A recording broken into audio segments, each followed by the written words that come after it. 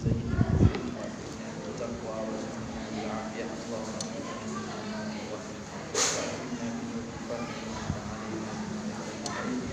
وحسن أخلاقنا بالحلم واجعلنا من فيتبعون أحسنه والحمد لله رب العالمين. بسم الله الرحمن الرحيم. قال المؤلف رحمه الله ونفعنا بعلومه وبأسراره وبركاته يا رب العالمين. قوله وهي الوجود. قوله وهي الوجود هذا إخبار بمعلوم. Ini pengkhabaran dengan benda yang telah maklum, iaitu sifat nafsiyah itu wujud maklum dah. Wa innama atabi, hanya saja musannif mendatangkan dengannya dengan terang lagi sifat nafsiyah itu wujud lidaf'i ma asa an yaqa'a min taghyiri ba'dil katabati, barang perkara yang kemungkinan berlaku daripada perubahan, merubah oleh sebahagian katabah, penulis kitab, penyalin kitab.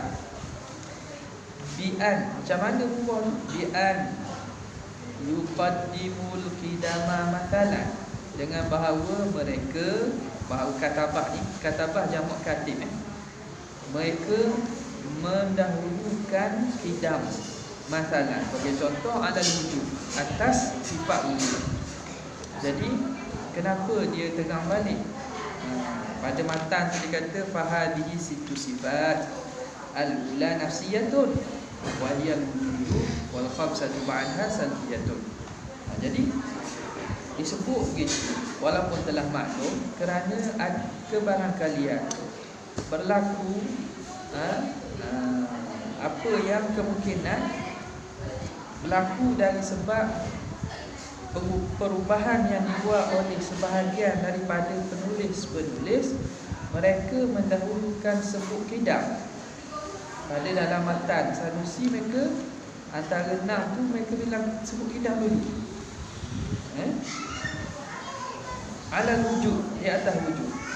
Bila sebut qidam dulu, fala takunu hiyal ula hina idzin, maka tidaklah wujud itu sifat yang pertama. Bukan sifat pertama lah, sebab dia sebut qidam dulu. Wa aidan rubbama yaghfalu an sani'il musannifin fi ma taqaddama, dan juga boleh jadi lupa daripada perbuatan musannif yang buat pada barang yang terdahulu. Mana? Dia dah ingat apa yang musannif sebut dulu dah kan? Musannif sebut awal-awal lagi kan? Wahiyal wujud kan? Wahiyal wujud wal qidam semua kan? Jadi kerana jauhnya sebutan tu, boleh jadi dia lupa apa yang dibuat oleh musannif fi ma taqaddama. Fa ya'taqidu, maka mengiktikadkan annal ula hiyal qidam, bahawa yang pertama itu qidam masalan, sebagai contoh. Padahal sebelum tu ada lagi wujud. Falidzalika, dari kerana itu, nabbahal musannifu ala annal ula hiyal wujud, maka memberi peringatan oleh musannif bahawa yang pertama, sifat yang pertama pada sebut, pada bilang ialah wujud, sifat wujud. Wa kana muqtada dzalika an yaqula ba'da qawlihi wal khamsatu ba'daha salbiyatun wa hiya al-qidamu wal baqa'u ila akhirih. Dan adalah menuntut demikian itu. Jadi perbuatan musannif kata al-ula nafsiyatun wa hiya wujud tu adalah menuntut, bila disebut sifat wujud secara jelas, menuntut oleh perbuatannya itu bahawa berkata an yaqula, berkata musannif ba'da qawlihi, setelah perkataannya wal khamsatu ba'daha salbiyah itu sepatutnya disebut wahyal qidamu wal baqa'u ila akhirih. Sebut itulah. Tapi pada matan tidak. Pada matan musannif sebut al-ula nafsiyatun wahyal wujud wal khamsatu ba'daha salbiyatun, habis. Patutnya wal khamsatu ba'daha salbiyatun wahyal qidam wal baqa'u wa qiyamu bi nafsihi, sebut habislah. Tapi tak sebut. Sepatutnya sebutlah. Lakinnahu taraka dhalika, tapi musannif meninggal menyebut itu li'adami ihtiyaji ilaihi, kerana tak berhajat sebut dah. Ba'da tansisi 'ala al-ula, setelah menaskan, menyebut secara jelas atas sifat pertama, iaitu sifat wujud. Sifat wujud sebut dah. Hak lain baki 5 tu faham sendirilah, maklum tersendiri. Qawluhu wal khamsatu ba'daha salbiyatun, 5 yang setelah itu salbiyah. Innama nusibat lisalbi, hanya saja dinisbahkan 5 itu bagi salbun. Salbiyah tu nisbah pada salb, li'annaha mufassaratun bihi, kerana sifat itu ditafsirkan dengannya, dengan salb. Sifat-sifat yang 5 ini salbiyah ni, kenapa nama salbiyah? Kerana dia tu ditafsirkan, maknanya tu merujuk kepada makna salbun, makna tidak, makna nafi. Kenapa? Tengok, idil qidamu, kerana qidam itu salbu awwaliyatil wujudi, ada salbu, menafikan awal bagi wujud. Menafikan awal bagi wujud, maknanya tiada awal bagi wujudnya Allah. Itu salbiyah tu. Wal baqa'u salbu akhiriyatil wujud, baqa' pula menafikan akhir bagi wujud Tuhan.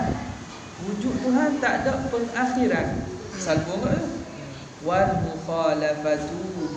mukhalafatu lil hawadithi, dan menyalahi bahagi makhluk itu salbul mumathalati, menafikan persamaan, menafikan persamaan bagi makhluk.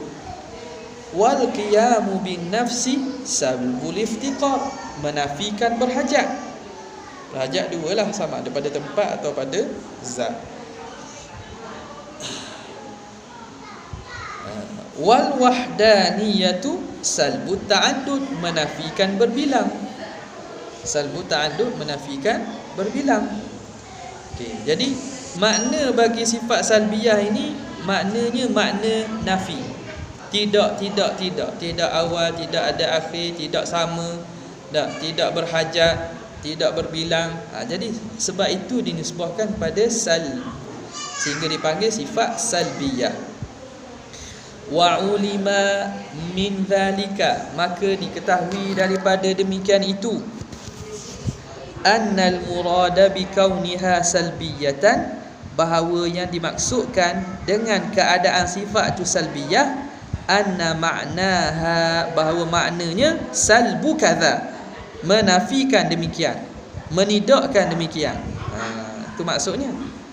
La annaha maslubatun anil maula subhanahu wa ta'ala, bukan sifat itu ditarik atau dinafi dari Tuhan, bukan. Makna salbiyah ni bukan sifat tu dinafi. Qidam makna tak ada qidam, salbiyah dengan maksud tak ada qidam, bukan. Bukan maksud maslubah, ternafi, ditarik daripada Tuhan, bukan. Kerana apa? Idh hiya thabitatun lahu, kerana sifat itu sabit bagi Tuhan. La maslubatun anhu, bukan bukan ternafi, bukan tertolak, bukan tertarik daripada Tuhan. Dia sabit bagi Tuhan. Jadi hak nafi, hak tolak tu tolak bagi makna yang tak layak, bukan tolak sifat tu. Sifat itu sendiri maknanya makna menolak. Tolak apa? Tolak benda yang tidak layak. Ni panggil sifat tanzih ni. Usul-usul tanzih ada dalam sifat salbiyah ni. Usul tanzih. menyucikan Tuhan ni adalah sifat tasbih ni. 5 sifat ni. Jadi itu maksud dia. Fatadabbar, maka hendaklah kamu tadabbur, elok-elok fikir dan teliti elok-elok. Itu maksudnya salbiah lah. Takut salah terang. Tak, salah terang, salah. Lepas tu sifat salbiah pada diri kita mana ada? Ada sifat salbiah. Kalau ikut golongan tu kena pasang kita sifat salbiah. Mana sifat salbiah kita? Kita tak sama dengan orang. Allahu Akbar. Dia kata kita sifat ma'ni. Sifat ma'ni kita ialah pantulan sifat ma'ni Tuhan. Qauluhu thumma yajibu lahu ta'ala, kemudian wajib bagi Allah Subhanahu wa ta'ala. Ini matan ya. Thumma yajibu lahu ta'ala sab'u sifatin tusamma sifatin ma'ani. Kemudian wajib bagi Allah Ta'ala 7 sifat, dinamakan sifat itu akan sebagai sifat ma'ani. Qauluhu thumma yajibu lahu ta'ala, la yakhfa annahu la ta'akhura fi wujubi sifatihi ta'ala. Tidak sunyi, yakni tidak sunyi makna telah maklum bahawa tidak ada ta'khir, tidak ada terkemudian pada wajibnya bersifat Allah Subhanahu Wa Taala. Sebab apa ni? Summa ni li tartib. Nah, summa ni kan li tartib kan? Makna ja'a Zaidun summa Amrun. Datang si Zaid kemudian Amar. Makna mari itu Zaid mari dulu, kemudian mari Amar. Jadi summa yajibu ni, summa ni tartib ke? Kata tak syak lagi, tidak sunyi pada pemahaman, pada i'tikad kita bahawa tidak ada lewat, tidak ada ta'akhur, tak ada yang terkemudian pada sifat Tuhan. Makna kena Tuhan nak buat tu, ni kadang ada kot orang syarah duk gini. Mana Tuhan nak buat tu, Tuhan kena tahu, Tuhan tu kena hidup dulu. Lepas tu Tuhan kena tahu dulu. Tuhan kena tahu dulu, lepas tu Tuhan kena iradat dulu, lepas tu Tuhan kena barulah kudrat. Kena tu. Tak. Dari segi susunan memang ulama susun dari segi ta'akul saja tu. Ta'akul nisbah makhluk, tapi nisbah Tuhan ni tak ada masa tu. Tak. Tartib tu tartib zikri saja. Bukan maknanya Tuhan nak buat tu Tuhan kena tahu dulu. Lepas Tuhan tahu baru bertakluk dengan iradat dia. Lepas bertakluk dengan iradat dia baru Tuhan bertakluk dengan kudrat dia, baru jadi makhluk. Mana ada tempoh lah. Ada tempoh. Tak kena lah. Tak boleh kita nak nisbah gitu. Dah ulama tulis tu susunan-susunan tu nak memudahkan ta'akul, yang mana sifat tersebut pada hak makhluk, dari segi sebutannya begitulah. Gitu. Sebab kita nak mampu tebuk sekaligus. Dan dari segi kalau pada hak makhluknya, makna gitu. Ilmu sesuatu itu berdasarkan kehendak berdasarkan ilmu. Dan ilmu itu berhajat bagi zat itu bersifat dengan hayat. Adapun nisbah Tuhan tidak sebegitu, tidak ada dulu, tidak ada kedian. Wa illa lakanal mutaakhiru wujubuhu hadithan. Kalau tidak, makna kalau kita tak kata gitu, maknanya adalah yang terkemudian wajibnya itu. Dah kata kemudian wajib kan? Sekarang ni kemudian wajib sifat ma'ani. Makna lepas sifat nafsiyah, lepas sifat salbiyah, barulah Tuhan bersifat sifat ma'ani. Gitu ke? Dia kata kalau tidak, maka yang terkemudian wajib tu hadisan lah. Barulah dia. Sebab baru ada, dulu tak ada. Dan wahwa muhal, padahal itu mustahil. Mustahil sifat Tuhan tu ada dulu ke dia, mustahil. Wa bihadza yu'lam, dari sini difaham, anna thumma, bahawa thumma itu li mujarradit tartibil zikri, semata-mata untuk susunan sebut. Tartib zikri susunan sebut. Dulu kediang tu dari segi sebut. Ail ikhbari, nak beritahu. Bimakna, dengan makna annahu ba'da an akhbara bi sifati salub, bahawa musannif setelah memberitahu dengan sifat-sifat salbiyah, akhbara bi sifatil ma'ani, dia memberitahu tentang sifat ma'ani pula. Nak beritahu je. Wa innama qaddama sifati salub, hanya saja musannif mendahulukan sifat-sifat salbiyah ala sifatil ma'ani, daripada sifat ma'ani. Kenapa? Kalau tanya pula sesarat ni baru pula ni. Kenapa musannif susun pertama sifat nafsiyah dulu, wujud dulu? Sebabnya kerana tidak ada, kalau tidak wujud maka macam mana boleh bersifat dengan sifat? Okey, antara salbiyah dengan ma'ani, kenapa didahulukan salbiyah dulu, lepas tu baru sebut ma'ani? Kenapa tak sebut ma'ani dulu baru sebut salbiyah? Kenapa tak sebut ma'ani dulu baru sebut salbiyah? Kalau perasan tengah kitab-kitab yang sebelum daripada Imam Sanusi, ada hak sebut sifat ma'ani dulu. Kalau perasan lah, kitab-kitab sebelum Imam Sanusi dan seumpama, ada bilang sifat ma'ani wujud, lepas tu qudrah, iradah. Tapi di sini jalanan susunan muallif, dia sebut salbiyah dulu baru sebut ma'ani. Li'annal ula min qabilit takhliyati, kerana yang pertama, mana sifat salbiyah itu dari aspek dia itu min qabil, perbuatan musannif taqdimus salbiyati 'ala al-ma'ani min qabili at-takhliyati bil kha. Dia termasuk daripada takhliyah. Si takhliyah ni makna memosongkan, menyucikan, membersihkan. Baca dengan bil kha'il mu'jamah. Takhliyah tu baca dengan kha'il mu'jamah. Takhliyah. Wathaniyata li'anna thaniyata min qabili tahliyati. Dan yang kedua, sifat ma'ani itu dari aspek dia itu tahliyah. Tahliyah ni makna menghiasi, mengisi.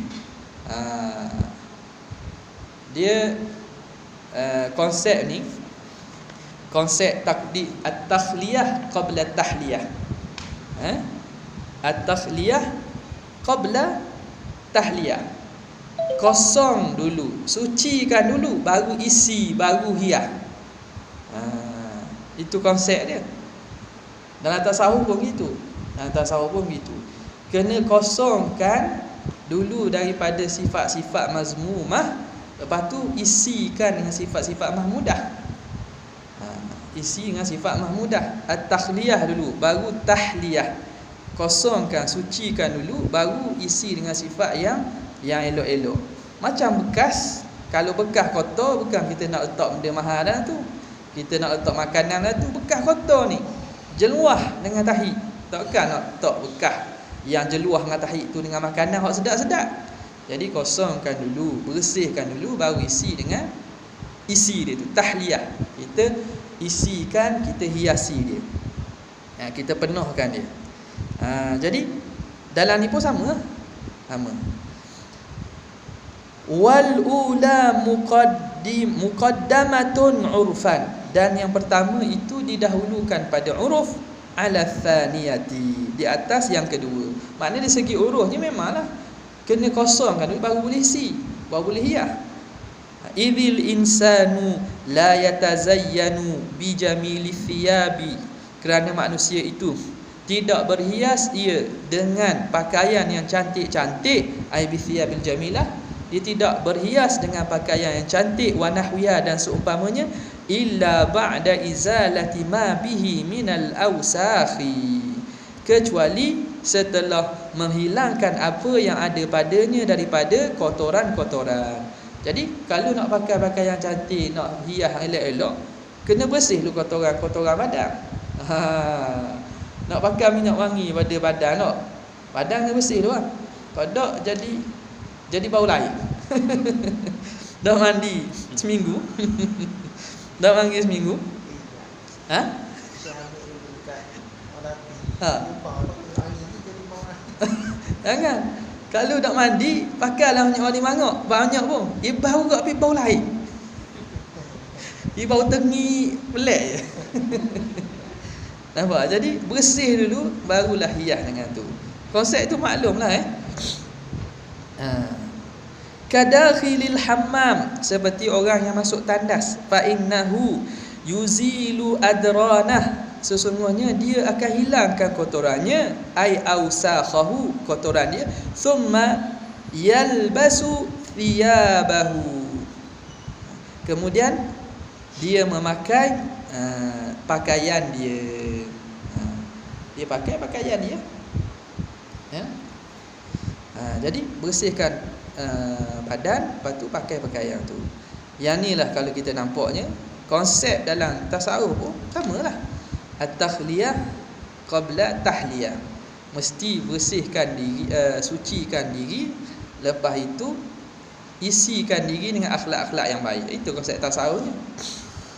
Hak tu Tuhan suruh buat. Hak tu yang Tuhan minta daripada hamba-Nya. Tak? Hak tu Tuhan minta. Bukan Tuhan minta kita syuhud terus, tak. Hak tu kan kerja kita. Bukan Tuhan minta kita merasa. Tidak, tu kan kerja kita. Buktinya tengok hadis Nabi sendirilah. Man adali waliyan. Hadis riwayat Abu Hurairah radhiyallahu ta'ala anhu daripada Nabi bahawa Rasulullah SAW kata, Allah Ta'ala berfirman, hadis kursi, man adali waliyan, siapa yang menyakiti waliku faqad adzantuhu bil haq, sungguh aku isytihar perang dengan dia. Syahidnya lepas ni, wa ma taqarraba ilayya 'abdi bi syai'in ahabba ilayya, wa ma taqarraba ilayya 'abdi bi syai'in ahabba ilayya mimma aftaradtuhu alaih, dan tiadalah mendekatkan diri oleh hamba-Ku kepadaku dengan sesuatu yang lebih aku sayang, lebih aku suka, lebih daripada apa yang aku fardukan ke atasnya. Hadis ni jelas dah, tunjuk jalan macam mana kita nak jadi kekasih Tuhan. Makna fardu lepas dulu. Fardu lepas dulu. Tapi kalau fardu dah lepas lagi, semayang dak qada lagi, macam mana? Semayang dak qada lagi, zakat dak keluar lagi, makan riba lagi. Dah nak kata mana? Hak tu dah lepas lagi. Hak tu hak Tuhan paling sayang. Cara nak tu tidak adalah perkara yang lebih Tuhan sayang daripada buat apa yang Tuhan fardukan. Ahabba ilayya mimma aftaradtuhu alaihi. Lepas habis hak fardu tu baru nak naik maqam lagi. Wa ma yazalu 'abdi yataqarrabu ilayya bin nawafili, dan sentiasalah hamba-Ku mendekatkan diri kepadaku dengan yang sunat-sunat. Jadi cara dekat diri mana? Dengan sunat-sunat. Bukan dengan cara tahu semata-mata. Tahu Tuhan tengok kita, tahu syuhud.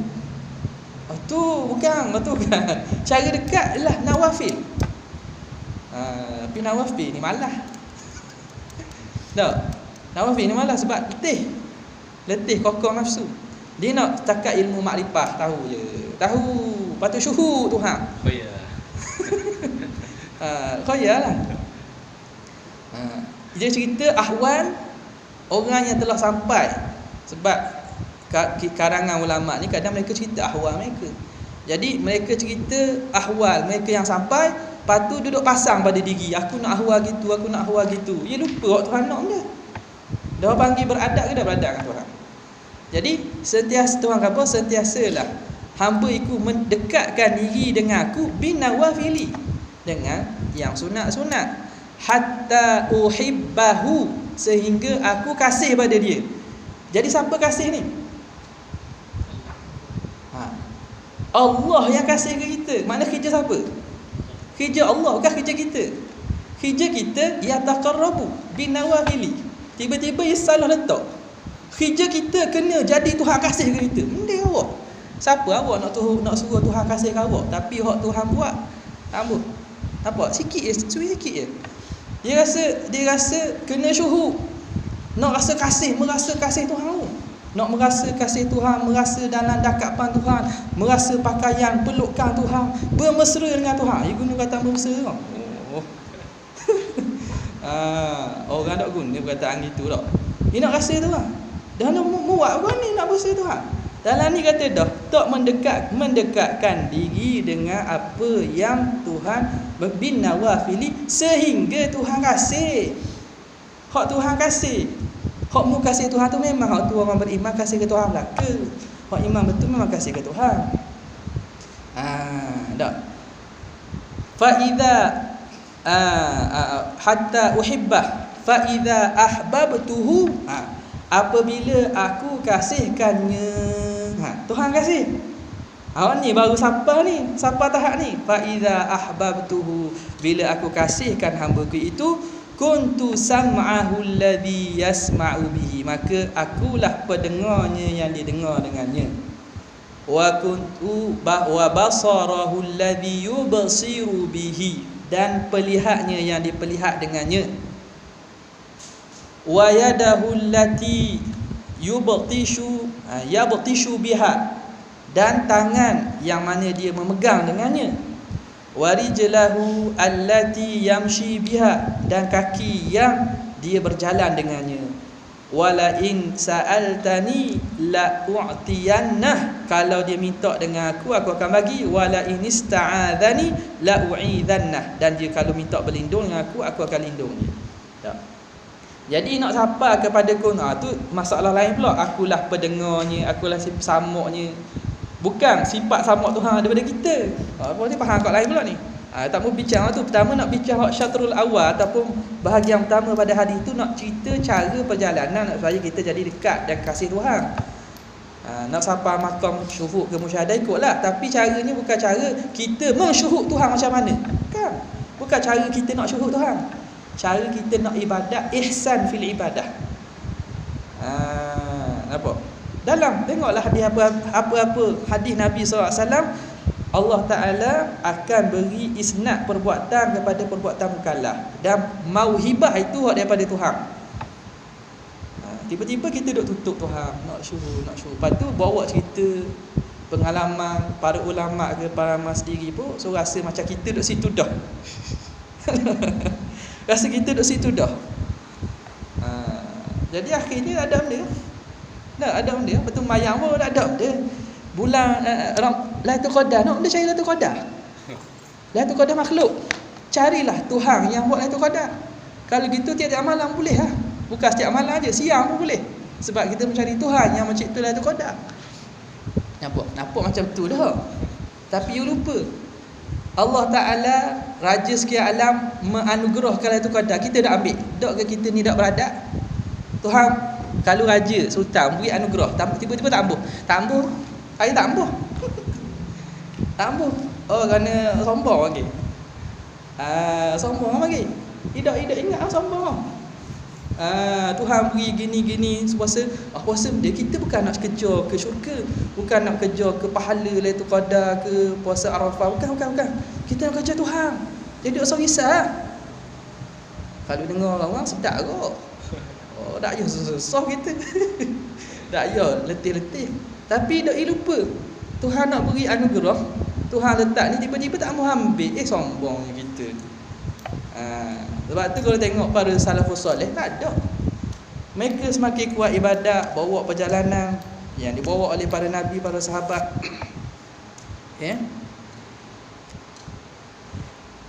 Jadi akulah pendengar, pelihat, tangan dan kaki. Maksudnya pelihat dia, pendengar dia, tangan dan kaki terpelihara daripada perkara yang Tuhan tidak redha. Itu antara tafsir lah. Mengikut apa yang Tuhan redha dan mengikut apa yang Allah Ta'ala suka. Tidak lari daripada keredaan Allah Ta'ala. Okay. Allah Ta'ala jaga. Allah Ta'ala hifz, mahfuz orang itu. Orang itu terpelihara, pendengarnya, pelihatnya, tangannya dan kaki dia. Itu maksud akulah pelihat yang aku melihat, yang dia melihat dengannya. Akulah pendengar dan dia mendengar dengan dia. Makna orang itu mahfuz min indillah. Ini Nabi kata bila ihsan tu, ka'annaka tarallah. Orang melihat Allah. Ha. Orang melihat Allah pun hang melihat kamu. Ihsan. Dalam konteks ustaz tu dia tafsir hadis ni macam mana? Jadi sampai tahap ihsan. Apa itu ihsan amal? Al-ihsan, kamu menyembah Tuhan. Sembah kau. Bukan kamu merasa Tuhan. Bukan kamu syuhud Tuhan. Antak budak kan? Antar budak antara Ibadat tu apa? Situ. Hidup mai ke antak budak Allah ka annaka tarahu. Ambil tu.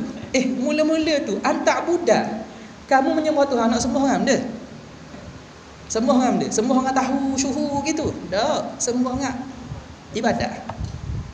Ka annaka tarahu. Sebagai seakan-akan kamu melihat dia. Kalau kita beribadat seakan melihat Tuhan, apa maksud? Kita beribadat sungguh-sungguh.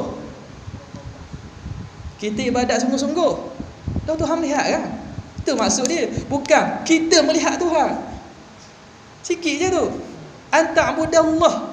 Lafaznya pada anta'budallah ka'annaka. Jadi ibadat itu yang kena ada sir ikhlas tu.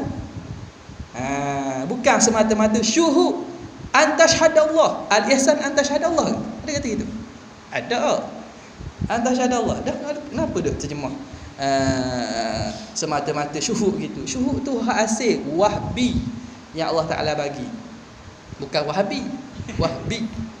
Daripada wahbun. Fa illam takun tarahu fa innahu yara. Itu muraqabah. Ada. Jadi muraqabah itu semua asasnya pada amalan kita lah. Amalan kita setiap harakat, setiap nafas tarik dan lepas tu. Boleh?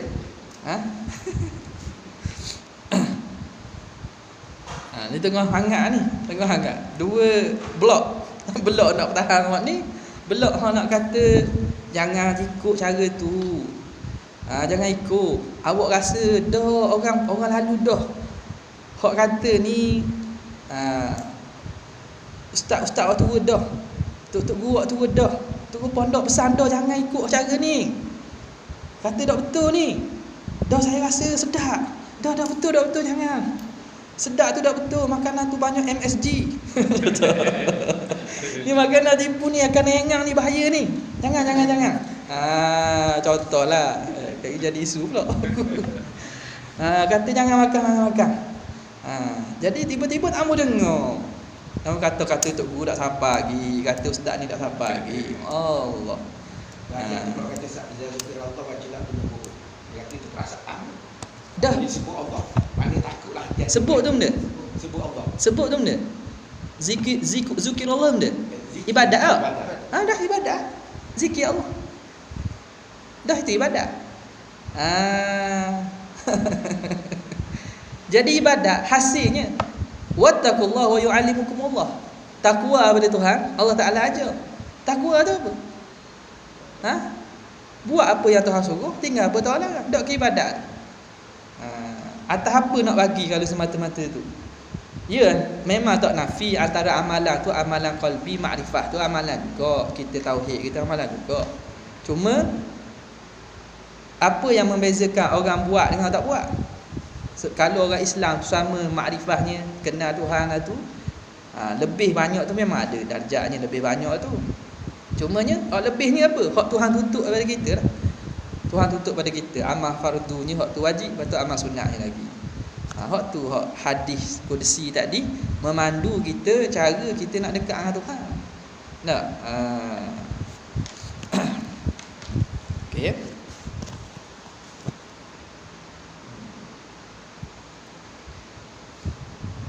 Wa innama a'ada lafza yajibu, hanya senya musannif mengulang lafaz yajibu.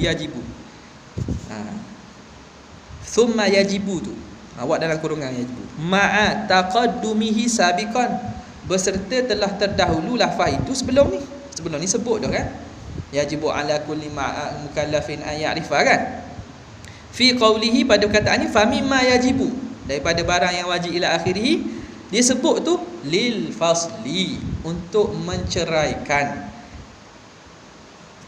buat perceraian dengan perkataannya fahadhihi sittu sifatin. Ini dia 6 sifat. Ini 6 sifat. Bercerai dah tu. Sebut sifat nafsiyah salbiyah. Lepas tu nak start balik. Mula baliklah dia ambil. Pertama sebab tercerai dah, maka diulang balik amil. Kerana panjang dah, jauh dah, seakan-akan jumlah baru. Maka diulang balik amil yajibu tu. Yajibu tu amil fa'il tu lah. Itu illah pertama. Waliraddi sarihan ala man nafa wujuba sifatil ma'ani, dan untuk merad secara sarih, secara terang jelas di atas orang yang menafikan wajib sifat ma'ani bagi Tuhan, kal mu'tazilati, seperti mu'tazilah.